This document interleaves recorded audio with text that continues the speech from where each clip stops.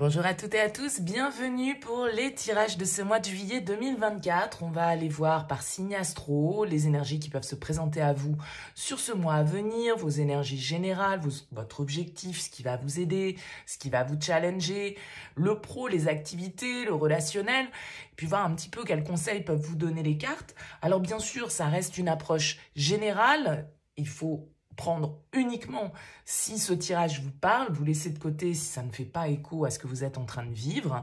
Il est évident que ça ne peut pas parler à tous, donc allez voir aussi votre signe ascendant, votre signe lunaire, ça va vous permettre de peut-être faire une petite météo personnelle et de voir un petit peu et de prendre en tout cas les éléments qui peuvent vous parler le plus. Si vous souhaitez une guidance personnalisée, vous avez mon mail qui apparaît en bas de cette vidéo, lililataro@yahoo.com.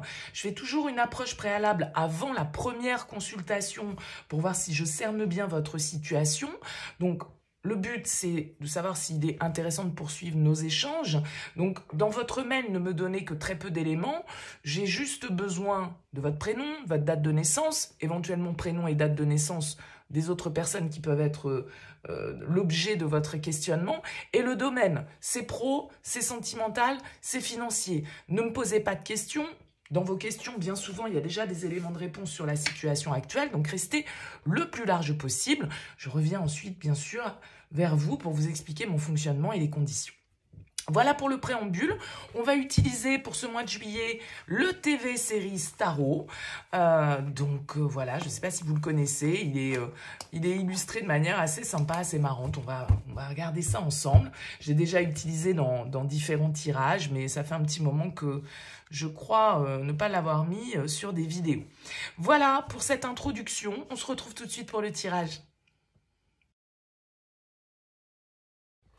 Bienvenue les Vierges pour les énergies de ce mois de juillet. On regarde ici votre énergie principale, votre objectif, votre force, le défi, le conseil, votre vie active, relationnelle, intérieure et comment vous sortez de ce mois de juillet. Alors vous avez en dos de deck les Vierges le roi de bâton. Le roi de bâton, c'est plutôt une énergie de feu. Pourquoi pas l'énergie d'un signe de feu autour de vous, Lion, Bélier, Sagittaire. Le roi de bâton, en tout cas, c'est un peu le boss du tarot. C'est celui qui entreprend, qui est audacieux, courageux, qui a envie de mettre en place des actions et sa stratégie pour parvenir à ses objectifs. Il est sûr de lui, il est confiant, il a envie de réussir, en fait, le roi de bâton, et il se donne les moyens de réussir. Donc, voilà, il est plein de fougue, il est plein de passion. C'est un conquérant, le roi de bâton. On va voir un petit peu du coup comment cette énergie rayonne sur votre tirage. On découvre vos énergies. Alors, 10 de denier en énergie principale. Reine de denier en objectif. 2 de coupe en force. Le pape en défi. La 2 d'épée en conseil. Le page de bâton dans votre vie active, le 6 de coupe dans votre vie relationnelle, la 8 de denier intérieurement et on finit avec l'empereur. Alors, on a 2 arcanes majeures ici, l'empereur et le pape. On a quand même 3 cartes de denier, 2 cartes de coupe, bâton, épée. Bon, c'est à peu près équilibré pour vous, même s'il y a plus de cartes de denier qui est d'ailleurs, voilà, c'est pour les signes de terre comme vous, les Vierges, donc ça vous va assez bien. 10 de denier dans votre vibration principale. Alors la 10 de denier, c'est une carte qui va signifier une forme d'abondance, de réussite, de sécurité peut-être que vous recherchez. Vous êtes peut-être dans une dynamique sur ce mois de juillet, les Vierges, d'investissement, de consolider votre situation. Peut-être que le cœur de votre mois de juillet est lié à la transmission, à la famille, à vos valeurs, à vos racines, à ce qui a de l'importance pour vous et qui, on va dire, constitue un petit peu votre ancrage. La 10 de denier, elle peut nous parler d'une forme de réussite que vous atteignez, de prospérité, de stabilité dans laquelle vous vous sentez et vous profitez, quoi, tout simplement. Je dirais, vous profitez avec ce 10 de denier, vous avez envie de profiter. Alors, symboliquement, dans le tarot, les 10 sont toujours aussi des symboles de fin de cycle. Donc, on arrive au bout peut-être aussi d'une étape qui vous a pris du temps. Vous avez beaucoup investi, vous avez beaucoup entrepris, vous avez mis beaucoup d'énergie pour en arriver là où vous en êtes en termes de ressources, en termes de patrimoine, en termes de réussite professionnelle, en termes de consolidation de vos acquis, quels qu'ils soient et quel que soit le domaine. Avec la reine de denier en objectif, eh bien moi je dirais simplement vous avez envie de poursuivre cet effort. Vous avez envie d'ancrer les choses encore plus dans la matière. La reine de denier, elle est hyper organisée, elle est hyper stratégique, c'est peut-être pas le terme, mais en tout cas elle a une vision quand même assez à long terme des choses. Elle fait pas tout et n'importe quoi. La reine de denier, elle est quand même assez organisée, elle est pragmatique et elle aime justement la prospérité, elle aime l'abondance, elle aime la réussite, hein, je dirais tout simplement, d'accord? Et c'est une reine qui a envie, malgré tout, qui a une certaine forme d'ambition, qui pourrait très bien aller avec ce roi de bâton qui est là. Alors peut-être l'énergie d'un signe de feu, hein, et pourquoi pas du bélier ici pour vous les vierges qui peut influencer un partenariat, une association avec un signe de feu, parce que cette reine de denier, elle a envie de, on va dire, de s'engager avec les autres, de coexister en participation avec les autres. Elle est indépendante, elle est, comme je le disais, très pragmatique. Et elle a envie de succès, elle a envie de briller, elle a envie d'être épanouie, elle a envie d'indépendance, elle a envie d'autonomie, cette reine de denier. D'accord? Donc, il y a une forme d'apogée peut-être que vous atteignez sur ce mois de juillet, les vierges, qui vous donne encore plus l'envie d'installer votre pouvoir, entre guillemets, ou votre réussite. Ce qui va vous aider, c'est la 2 de coupe. C'est pour ça que je parlais de partenariat éventuel ici entre un signe de terre et un signe de feu. Le 2 de coupe, en force, va nous indiquer qu'effectivement, il y a un soutien peut-être que vous pouvez trouver avec un associé, avec un partenaire financier, avec un partenaire de vie, avec, je sais pas moi, un frère, une sœur, un ami, qu'importe. Mais le 2 de coupe, on n'est pas seul. C'est nous et l'autre. Donc, ce 2 de coupe en force, il va nous indiquer que vous êtes dans l'équilibre, vous savez ce que vous voulez, vous êtes prêt à vous associer, vous êtes prêt à échanger, partager, accueillir, et du coup à former une union, encore une fois qu'elle soit personnelle ou professionnelle ou tout autre, une union qui va être porteuse pour chacun des 2 parties de cette union. Donc le 2 de coupe, il y a vraiment un équilibre et une harmonie. Vous savez aussi peut-être au niveau de vos sentiments, au niveau de vos émotions, où est votre juste place et avec qui vous avez envie de vous engager ou non. Le pape en défi. Alors le pape en défi, il peut nous indiquer malgré tout certaines valeurs, certains principes, une certaine forme d'autorité morale ici qui vous contraint un petit peu parce qu'il y a des règles que vous avez peut-être envie de dépasser, mais malgré tout, vous êtes quand même un signe ici terrien avec ses deniers, raisonné, comme je le disais, pragmatique, avec des valeurs, un signe qui est parfois un petit peu immuable qui a du mal à, enfin pas à évoluer, mais à faire bouger un petit peu certaines lignes. Et le pape, il vient un petit peu nous parler de cette autorité morale, de ce qui est bien, de ce qui est mal, de ce qui se fait, de ce qui se fait pas. Il peut y avoir un côté un peu strict du pape et peut-être une envie justement pour vous de vous libérer de certaines contingences, de certains principes, de certaines contraintes qui vous ont été transmises peut-être par la famille, les valeurs, vous voyez, qu'on nous inculque dans notre éducation. Et peut-être que vous êtes à une phase ici de votre vie eh bien, qui vous fait dire qu'il va falloir justement sortir un petit peu de certains carcans, de certaines limites qu'on vous a fixées, que vous avez acceptées. Et du coup, de dépasser un petit peu ce qui fonctionne plus, de remettre en question certaines limites que vous vous êtes fixées ou qu'on vous a fixées ou qu'on vous a inculquées. D'accord? Donc, il y a l'idée ici, avec ce 2 d'épée en conseil, bien de clarifier une situation, de devoir trancher peut-être avec ce 2 d'épée, de devoir prendre une décision, de devoir faire appel à votre instinct ici pour trancher et clarifier une situation. Crever un abcès peut-être pour certains d'entre vous. La 2 d'épée, c'est toujours un peu une carte d'hésitation, de confusion, de dilemme. Mais en conseil, c'est une carte qui vous dit, bon, maintenant, ok, la réflexion c'est bien, Mais maintenant que tu as inventorié un petit peu tous ces éléments, eh ben, il va falloir maintenant accepter de voir la vérité et trancher. Vous voyez, elles sont devant un tribunal ici. Donc, il y a un verdict que vous allez devoir poser. Il y a une vérité que vous allez devoir voir. Et du coup, peut-être certaines décisions que vous allez devoir prendre, les vierges, sur ce mois de juillet.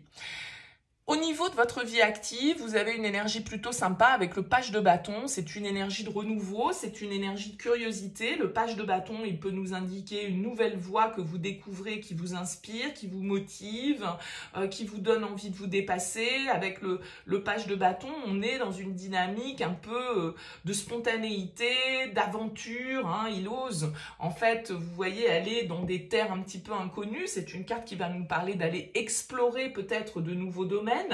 Parce qu'il y a un terrain inconnu qui s'ouvre à vous et que eh bien, c'est une possibilité d'expansion pour vous, de développer votre potentiel. Donc de dépasser, encore une fois, avec ce page de bâton, certaines limites que vous vous étiez peut-être fixées et accepter une forme de spontanéité et d'émerveillement avec ce page de bâton parce que il y a plein d'idées peut-être nouvelles qui débordent pour vous dans votre vie active.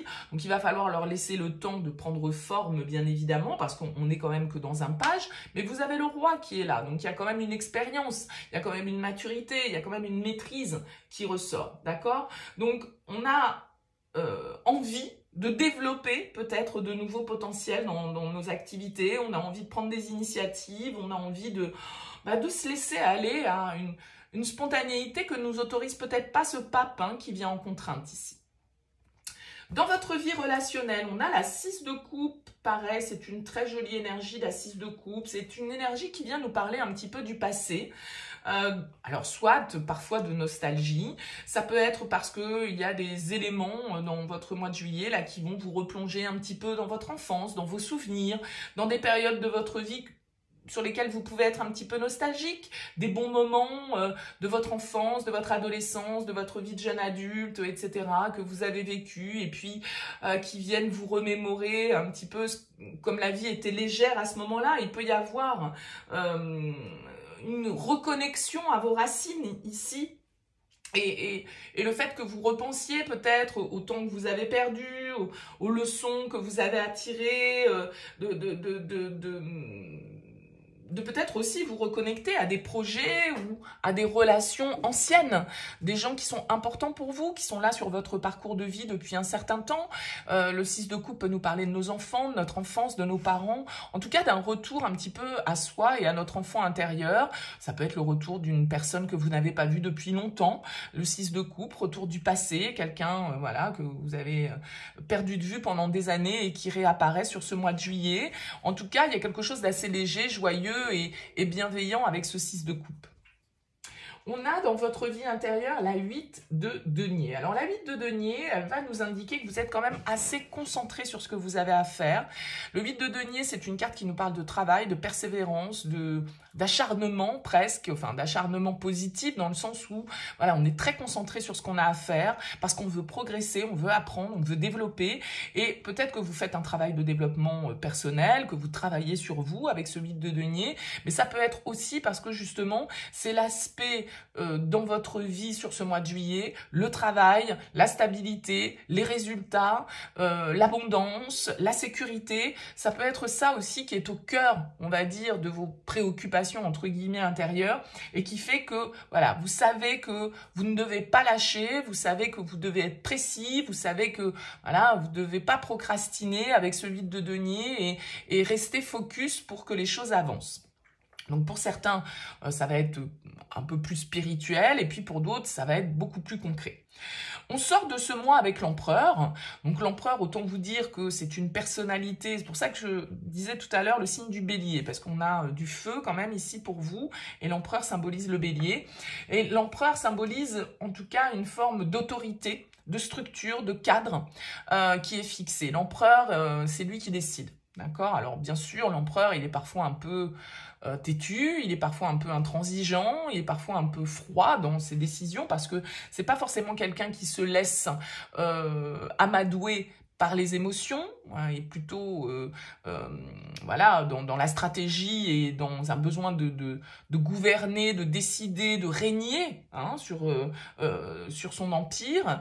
Alors peut-être qu'ici, il y a un cadre que vous allez devoir fixer, il y a des engagements que vous allez devoir prendre, des contrats que vous allez signer, des décisions, encore une fois, que vous allez devoir prendre et qui peuvent vous demander de faire appel à une certaine forme d'autorité, de force,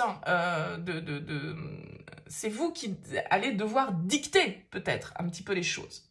Parce que c'est vous qui avez l'expérience, parce que c'est vous le boss, parce que c'est vous le patron, parce que c'est vous qui savez un petit peu ce qui est le mieux à faire dans cette situation, qui devait prendre des initiatives, qui devait développer pour plus de prospérité. Et même si ça sort du cadre, même si c'est quelque chose qui peut paraître parfois un petit peu étonnant ou surprenant, bon, à partir du moment où vous l'avez décidé, vous l'avez décidé. Mais l'empereur, c'est aussi une carte d'action. Donc, j'ai l'impression quand même que...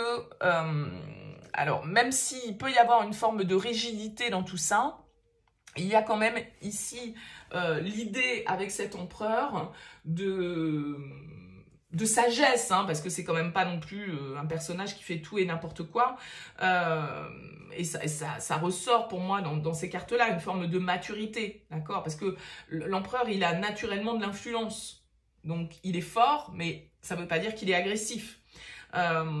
Donc l'empereur, en tout cas, il va nous indiquer que vous êtes prêt à surmonter tous les obstacles et que votre pouvoir, eh bien, vous allez pouvoir agir avec responsabilité, avec équité et utiliser votre expérience justement pour pouvoir fixer le cadre, fixer une direction, prendre des décisions, vous engager et avoir une certaine forme de quelque chose d'un petit peu solennel, quoi, hein, sur le principe. Donc un mois quand même, j'ai l'impression pour vous, les vierges, où les choses se construisent, où il y a beaucoup de concret, hein,